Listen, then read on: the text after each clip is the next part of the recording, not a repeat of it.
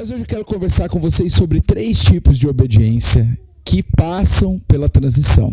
E a primeira delas é a obediência mais simples e que nós temos muito em comum com o povo de Israel. Em Êxodo capítulo 3, versículo 22, se você abrir a sua Bíblia, você vai ver, nós percebemos que Deus manda o povo hebreu despojar os egípcios. Olha que tarefa difícil. Pois é, Deus disse assim, olha, eu vi o sofrimento do meu povo, Moisés, e eu quero que agora você que tinha sido preparado desde o começo da sua existência para essa transição, que você entre em cena, porque agora é hora de sair do deserto e ir para a terra prometida. Bem, quando Deus disse isso para Moisés, obviamente que Moisés estava maduro para o papel de liderar quase ou mais de 1 milhão de pessoas no deserto. Mas quando Moisés toma essa decisão, antes disso, ele passa por alguns testes de liderança, ele vai falar com o faraó, ele tem algumas provações, existem pragas envolvidas no processo, até que chega a última e grande praga. E qual é a última e grande praga? Vamos matar os primogênitos. Deus disse, eu vou matar, o anjo da morte vai passar, e todo primogênito vai morrer. Quem não tiver com o sangue do cordeiro aspergido nos umbrais, vai ser visitado com o anjo de morte. Olha, que incrível, esse nosso Deus grande, bondoso, Pai eterno, maravilhoso, ele também sabe fazer justiça. Ele também sabe colocar cada um no seu devido lugar. Ele sabe abater a soberba. Ele sabe acabar com o orgulho. Ele sabe aparar as arestas. Cuidado com as arestas altas aí, irmãozinho. Toma cuidado, porque Deus sabe como aparar as nossas arestas. E ele viu um faraó orgulhoso e desobediente. Ele já tinha mandado soltar o povo. E por vezes faraó lutava contra a própria vontade dele. Você já passou por uma situação assim, onde você está com uma vontade, você sabe que a vontade de Deus é completamente oposta àquela, mas você luta com aquela vontade, você parece que quer nutrir aquela vontade de qualquer jeito? Pois é, faraó já sabia que a vontade de Deus era libertar o povo, mas ele insistiu e foi até as últimas consequências, até perder o seu filho primogênito. Filho primogênito, filho da herança, filho de provisão, filho de confiança. Mas não só ele perdeu o primogênito, todos perderam o primogênito. Todos que não aspergiram sangue, que não obedeceram à ordem de Deus, foram punidos. Deus sabe aparar arestas. Mas eu não vou falar sobre isso hoje. Hoje eu vou falar sobre a obediência nos 3 níveis. E o primeiro nível de obediência da transição é o nível interesseiro. Então daí, depois que a ordem está dada e Faraó literalmente libera o povo, e antes que ele se arrependa, o povo começa a fazer as malas e ir, porque ele já tinha se arrependido 10 outras vezes. Então Deus diz assim para o povo dele, para o povo hebreu, olha, vão lá e peguem todos os deuses feitos de ouro, de prata, de metal, pegue toda a riqueza do Egito, porque eu coloquei um santo temor sobre a terra, e agora é a hora de vocês despojarem. Despojar é gostoso. Despojar é bom, porque você não trabalhou por aquilo e você tem direito àquilo. Você não por mérito, mas pela graça de Deus. Despojo é herança, despojo é resultado de favor, despojo é resultado de bênção, despojo é o caminho de um homem com uma virgem. Despojo é algo inexplicável, mas glorioso. Então o povo de Deus não faz muita força para pegar todo o ouro e todo o metal do Egito, não é mesmo? Esse é o primeiro nível de obediência. Deus mandou, eles obedecem, mas não está tão difícil obedecer. É só pegar o ouro, é só pegar a riqueza, é só ficar rico do dia para a noite. A primeira grande transferência de riquezas que Deus deu ao povo dele foi nessa época. A segunda, eu vou contar para vocês quando foi, e a terceira, eu vou dizer que ainda não aconteceu. Pode ter certeza que você pode estar envolvido nesse meio. Olha lá, e essa primeira grande transferência de riqueza, o povo de pobre e escravo sai como rico e liberto. Que difícil obedecer isso, né? É a mesma coisa, Deus falou assim, ó, faz o seguinte, entra naquela porta, pega aquele emprego bom pra caramba, sabe? Compra aquele carro super legal, né? Não está muito difícil obedecer. É obediência interesseira, é obediência que que deseja no final do ano muita paz, saúde, prosperidade, bênçãos de Deuteronômio 28. É a obediência no nível mais primitivo, e por que não dizer recém-nascido. É a obediência mais imatura que existe. A obediência que é fácil de obedecer. É como um bebezinho que está com fome e ele chora. E aí a mãe dele fala, você me obedece, agora você dá, estou te dando peitinho aqui, você pega o leitinho. Não é difícil obedecer, né, gente? Quando a gente está com fome e Deus manda a gente comer. Quando a gente era pobre e Ele manda a gente possuir. Obediência interesseira, nível 1 de obediência na transição. Aí Deus percebe que o povo faz isso rapidamente e Ele estava ali testando a capacidade do povo obedecer. Sabe por que muitas vezes você e eu não obedecemos? É porque nós não queremos. Porque somos teimosos. Porque nós só queremos obedecer quando a coisa é fácil. É o nível 1, é o nível recém-nascido. Acontece que à medida que nós vamos sendo glorificados, à medida que nós vamos transicionando, nós precisamos também transicionar a nossa idade mental, espiritual, emocional. Essas coisas de menino tem que ficar para trás. O próprio apóstolo Paulo diz, olha, quando eu era menino eu pensava como menino, agia como menininho, reagia como menino, mas agora eu me tornei homem, acabei com as coisas de menino. É tanta meninice muitas vezes no nosso meio, no meio cristão, no meio gospel, no meio daqueles que acreditam que foram chamados para um propósito. Deixa eu dizer para você, você que está me assistindo nessa noite, Deus tem um propósito na sua vida, mas um propósito grande não cabe num coração pequeno. Um propósito grande não cabe em emoções limitadas. Um propósito grande não cabe em gente medíocre. Um propósito grande não cabe em pessoas imaturas emocionalmente. Um propósito grande não cabe em pessoas que só obedecem por interesse. Então vamos subir o nível. Vamos subir, level up, vamos subir o nível 2, que é a obediência por sobrevivência. Então eles pegaram todo o ouro, a riqueza e saíram correndo. Você vai ver isso em Êxodo capítulo 14, 13, 14, 15, mas especificamente no 14, a partir do versículo 15, você vai ver o povo em desespero. Faraó de novo mudou de ideia. Só que agora ele mandou toda a cavalaria do exército de todo o Egito correr atrás do povo hebreu. É verdade que era gente pra encrenca, gente. Mais de 1 milhão de pessoas com certeza. 700 mil homens aproximadamente. Não contavam mulheres e crianças. Põe aí no mínimo 1,5 milhão de pessoas. No mínimo. Isso falando que judeu estava tendo só um filho. Não. É muito mais do que isso. Mais de 2 milhões de pessoas. Imaginem vocês, essa galera toda fugindo. Porque agora eles sabem que tem alguém perseguindo. Antes eles estavam andando, caminhando, livres, ricos e livres. Agora eles estão ameaçados. E eles chegam num lugar, numa geografia que não tinha para onde correr. Não é aquele ditado que diz, se correr o bicho pega e se ficar o bicho come? É o que eles estavam passando. Se fossem adiante, morreriam afogados. Se ficassem, morreriam, seria uma guerra, uma guerra santa. Percebe? E aí Deus dá de novo uma ordem, e dessa vez através de Moisés. E olha que legal, é nessa ordem que eles começam a entender a autoridade espiritual. O nível 2 de obediência é daqueles homens e mulheres que começam a entender e respeitar aqueles que Deus instituiu como autoridade nas suas vidas. É a honra que se dá ao líder, é a honra que se dá ao pai e à mãe, é a honra que se deve ao professor, àquele que Deus instituiu como autoridade no trabalho, ao chefe, mesmo que você ache que a pessoa não mereça, mas é a honra que se dá pela autoridade que ela possui, pelo papel que ela exerce, pela função, não é mesmo? Romanos capítulo 11, 12, 13, nós vemos Deus explicando através das cartas aos Romanos a autoridade espiritual de uma maneira muito linda. Olha, eu não falei para você se submeter ao bom, eu falei para você se submeter ao bom e ao mal. É difícil às vezes nossa mente cartesiana e nosso plano racional, mental, entender isso, mas é verdade.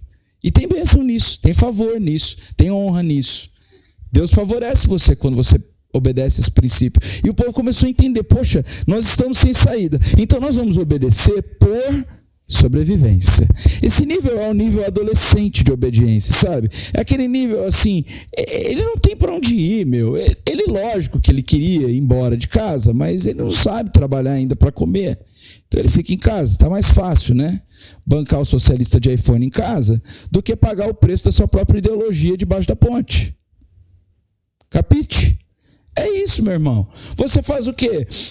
Você é adolescente, você é cheio de ideia, você vai fazer tudo diferente quando você for adulto, seus pais são antiquados, retrógrados, olha, não presta para nada. A fé deles é burrice, as escolhas que fizeram é uma tremenda chatice. Agora, dá para sair de casa? Não, por sobrevivência se obedece. A fé é adolescente. Então o povo de Deus chega diante do mar fechado, vermelho. Porque você está lendo a história de trás para frente. Você está lendo a história ouvindo Cassiane. Quando estiver frente ao mar. Maravilhoso ouvir a história assim. Mas pense no desespero. E pense no povo de Deus com fome. Como eles são? Né? Quando tem culto e depois do culto vai ter cantina, pago. Deixam as mulheres irem na frente, as grávidas, os idosos. Opa, estou com fome. E quando é confraternização, meu Deus do céu, liberou a mesa, falou, Pai nosso que estás no céu, está todo mundo atacando a mesa, porque crente gosta de comer, não é mesmo? E às vezes não tem educação para esperar primeiro os mais velhos, primeiras mulheres, primeiras grávidas, não é verdade? Agora você imagine o povo com fome, com medo e correndo dos egípcios. Devia ser um atropelamento em massa, meu irmão. Para pensar. Então chegam diante do mar vermelho, o mar fechado, e daí Moisés começa a orar e clamar ao Senhor. É lógico, o que você faz quando vê um bandido apontando a arma para sua cabeça? Você que é ateu, declara o sangue de Jesus, você ora o Pai Nosso 10 vezes se for preciso, você se arrepende dos seus pecados. Moisés começa a orar e Deus diz assim, ei Moisés, pode parar de orar? Diga ao povo que marche. Isso nos mostra uma iniciativa da parte de Deus de amadurecer o povo. Tem horas que é hora de orar e tem hora que é hora de marchar, é hora de correr. Não é hora de sobrar na mão do inimigo. Tem horas que oramos e outras vigiamos. Em todo tempo podemos fazer as duas coisas, mas não podemos nos esquecer que é preciso discernir o tempo. Aquela hora é a hora de correr dos egípcios. E quando chegam diante do Mar Vermelho, então Deus dá ali a autoridade ao Moisés para fazer o quê? Ele coloca o cajado milagroso que Deus já havia testado antes, e funcionava, virava cobra, curava a lepra. Esse cajado funciona, mas só funciona na mão de Moisés. Por que será? Por que será que certas orações não funcionam na boca de certas outras pessoas? Por que será que certas unções não resolvem na mão de certas outras pessoas? Nós estamos vivendo um tempo de tanta banalização de unção, de pastoreio, de liderança, que eu fico abismado. Qualquer um hoje em dia acha que pode ter autoridade espiritual sobre alguém. Deixa eu te dizer uma coisa, autoridade espiritual não é o que você conquista, é o que você renuncia. Me fala das tuas renúncias e certamente eu vou falar qual é a tua autoridade. Tu tem autoridade na medida que tu renuncia. Moisés tinha renunciado à própria carnalidade, a maneira de fazer as coisas do jeito dele. Tinha esperado 40 anos amadurecer sua liderança. Estava pronto emocionalmente, fisicamente. Era um sênior. Ele podia liderar aquele tanto de gente com educação, sabedoria e muita paciência. Paciência. Entendedores entenderão. Paciência. Haja paciência. Deixa eu te dizer uma coisa. Como que nós vamos ter autoridade espiritual para ensinar paciência se nós nunca fomos testados na paciência e fomos aprovados? Percebe? Moisés estava ali e Deus estava qualificando a liderança dele. Deus estava dizendo assim, olha, povo, obedeçam. Esse cara sabe onde ele tem que ir. Eu estou dando para ele a direção. Ele sabe o caminho da terra prometida. Então Moisés lança o cajado, o mar se abre, vem um vento impetuoso, seca de um lado, seca de outro. E o que o povo tem que fazer? Obediência por sobrevivência. Marchar. Marche, marche, marche. Você quer ver crente ficar humilde? Você quer ver crente ficar muito cheio de oração? É acontecer um problemão na vida dele. Ele começa a obedecer por sobrevivência. Olha, e pode ter certeza que você não precisa nem orar para ficar crente. Você começa a ficar crente no automático. É de glória em glória. A transição do crente carnal para o crente espiritual é a quantidade de problema que ele lida de maneira a guiar-se pelo Espírito Santo, não pela sua própria vontade. Mas hoje eu queria dar foco em nenhuma dessas duas obediências. Uma é recém-nascida, a outra é adolescente. Eu queria falar da obediência por propósito. É essa que verdadeiramente importa quando nós queremos viver o nível de fé e de santidade dessa estação. Quando nós queremos ver uma cidade inteira rendida a Jesus. Quando nós queremos ver transformação na geografia que nós estamos plantados. Quando nós queremos ver que até na padaria que vamos, existe um brilho de Jesus na nossa vida que irradia no outro lado, que as pessoas notam, Jesus está presente e manifesto. Sabe qual é a vontade de Deus para o nosso tempo agora? Que sacerdotes, homens se levantem não como homens fortes, mas como homens quebrantados, contritos, santificados, quebrados por Deus. Homens que se levantam literalmente das dores que vieram, curando outros homens, levantando outros homens, pedindo perdão dos seus pecados, confessando as suas culpas e sendo sarados, abandonando os hábitos. Sabe qual é o avivamento que eu quero ver? Sabe qual é a vontade de Deus que eu quero ver nesse tempo? Eu quero ver muitas viúvas sendo curadas, bocas sendo restauradas pelos projetos dentários. Eu quero ver famílias sendo educadas no Evangelho, crianças aprendendo a ler e escrever através da Bíblia, cegos enxergando através do braille. Eu quero ver surdos ouvindo através das libras. Eu quero ver pessoas se levantando para servir a outras pessoas, porque obediência por propósito não tem nada de interesse nem de sobrevivência. Você faz não porque aquilo te beneficia, você faz porque aquilo é benefício para alguém.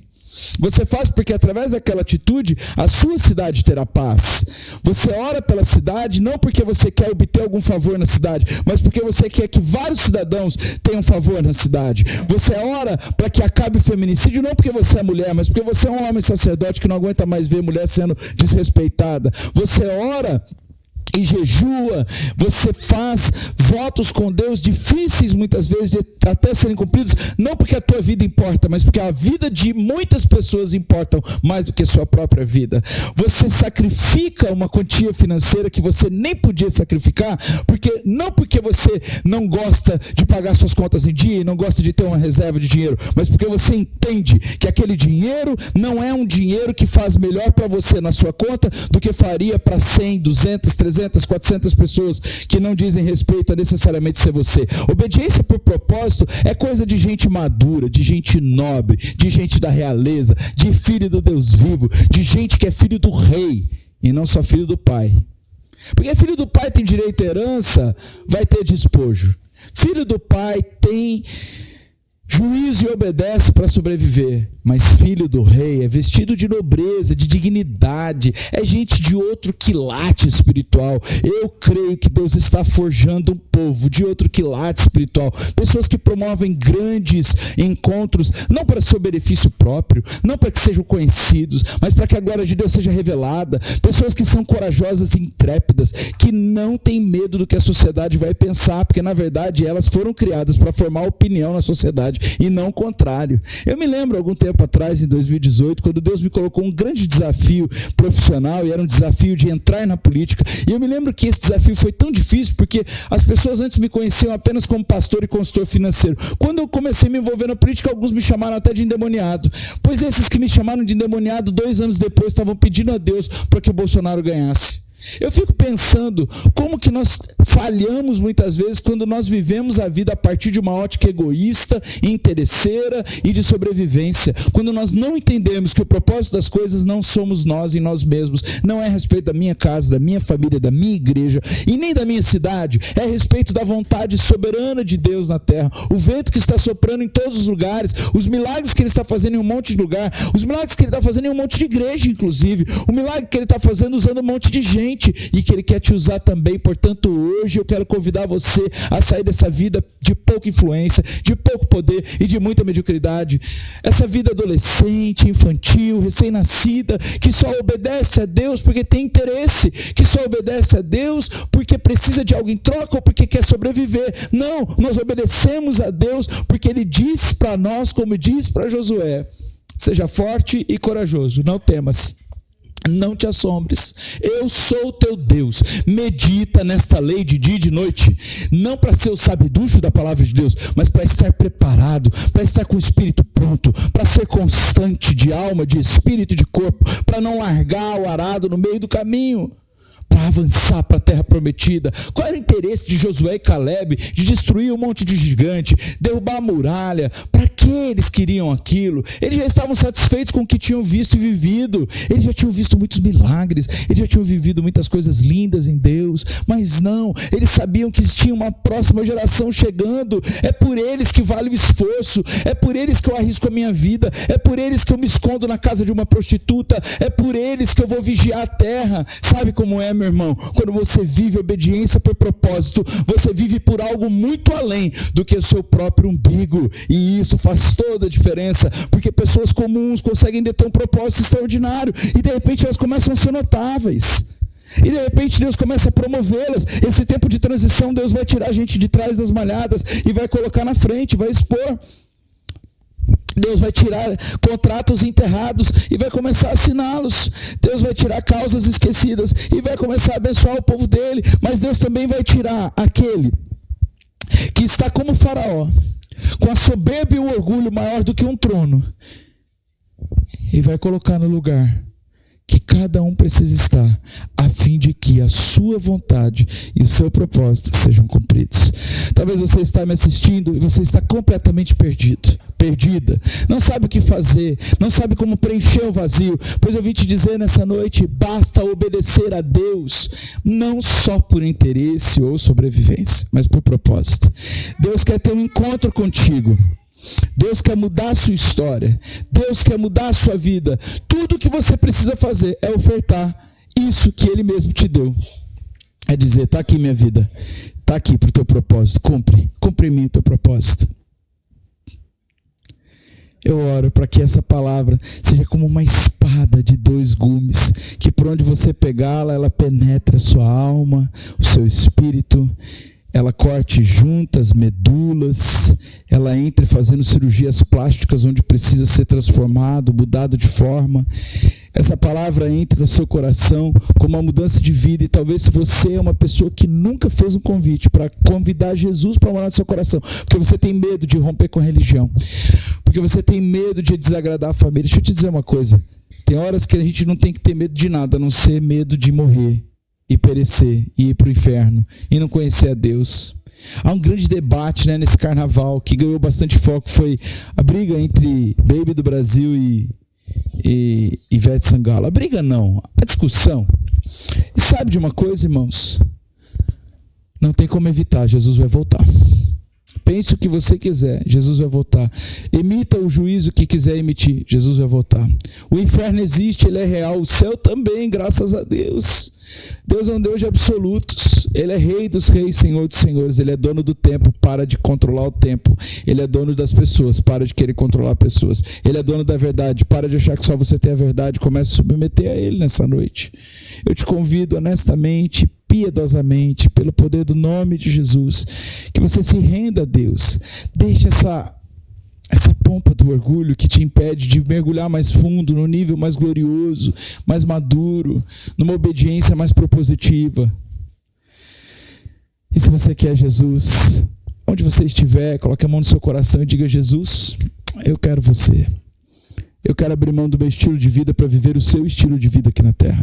Eu quero abrir mão da minha história para viver a sua história e fazer o teu nome famoso.